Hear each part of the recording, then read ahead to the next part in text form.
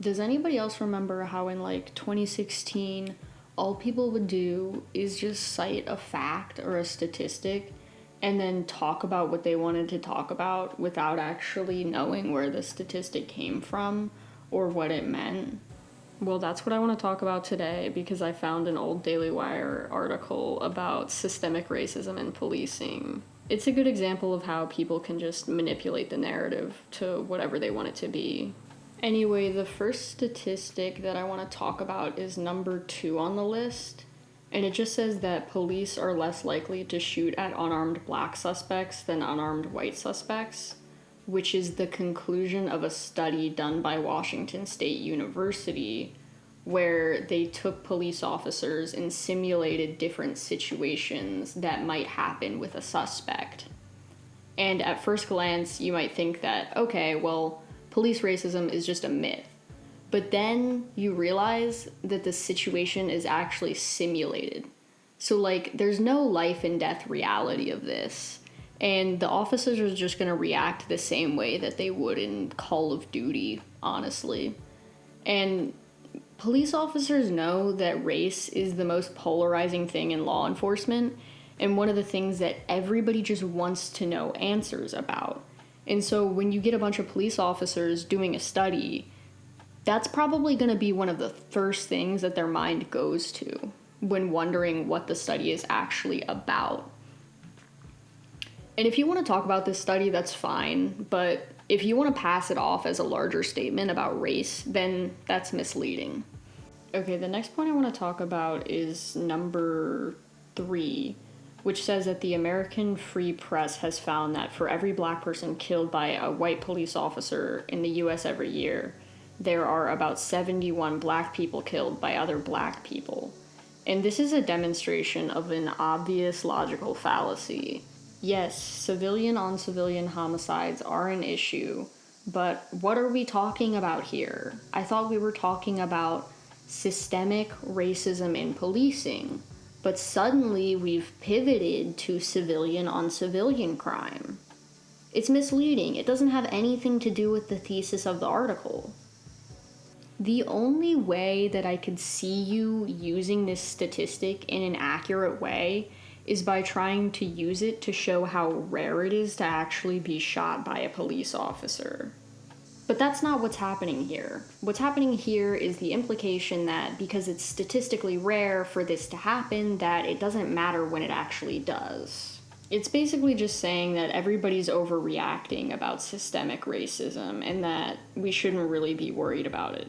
So the next point in this article that I want to talk about is number 4, which says that black people get pulled over for traffic stops more often than white people, but that's because they commit a disproportionate amount of traffic offenses. And basically, this is just the measured point of what we have. This is how many people get stopped. In reality, it's impossible to know how many people commit traffic violations. Like, this article just passes off the statistics we have as perfect. These are just the points of measurement that we have, and these points of measurement have flaws. People who write articles like this just pass off what they're saying through this statistic as a fact. But really, it's just their opinion. There's a wormhole of issues that we could get into, but right off the bat, it's like, why are we going to take data right from the police and just trust it and say that this is real? The issue is that the people collecting the data have an obvious bias, which means that we can't really trust this fully. Like, we can go ahead and talk about police data, but if you just take it and pass it off as the truth in facts and logic, you know, how the Daily Wire would, it's just misleading and it's just kind of wrong. And the article goes on to say that 3 out of 4 black people said they were pulled over for a legitimate reason.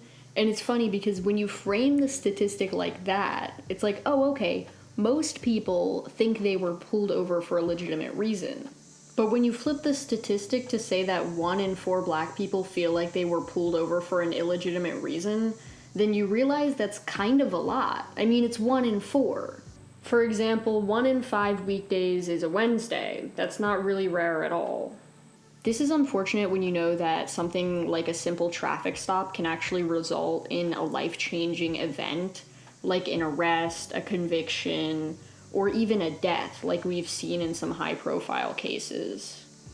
Okay, so the final one that I want to talk about is number 7 in this article. And it says that by a margin of 50% to 46%, black voters support New York City's broken windows policing, according to a Quinnipiac poll. For anyone that doesn't know, broken windows policing is just a style of policing that asserts that it's important to make sure that small offenses are taken care of and prosecuted so that people don't go and do things that are worse, essentially. This usually means that police prosecute people for low-level crimes like loitering or disorderly conduct. These policies are related to systemic racism in policing, but people's approval or disapproval of the policies has nothing to do with the system actually being racist or not. It gives us an idea of how the policy has been implemented and if people like it or not, but you can't actually make a conclusion off of this one poll. The implication is that if most black people support broken windows policing, then it isn't racist, which is just a logical fallacy. Many people believing in one more commonly held opinion does not invalidate a less commonly held opinion. Either way, half the people basically support broken windows policing, and half the people don't. The results are not overwhelmingly one way or the other, so this poll doesn't really tell us very much on its own. And it definitely doesn't show a lack of systemic racism, which is actually what the article is supposed to be about. Yeah, and the Daily Wire says in their About page on their website that they're just having fun and showing what their opinions are, etc. But it just feels like it's going a little bit beyond that at this point. It feels like it's misleading. It just kind of shows that people like this are interested in centering the conversation around one specific narrative. Even though the slogan of conservatives has recently been, "Facts don't care about your feelings," conservatives seem to have a lot of feelings just like liberals and progressives. They just pass them off as facts. It's clearly not about being realistic. It's about destroying other viewpoints with supposed facts and logic, which are really just stylized science and misleading statistics paired with jumping to conclusions too fast. We really need to be able to quantify the issue better. But for now, we could all at least agree that there is a significant power imbalance between officers and civilians that can easily be abused. As long as law enforcement investigates itself, we'll just be disappointed.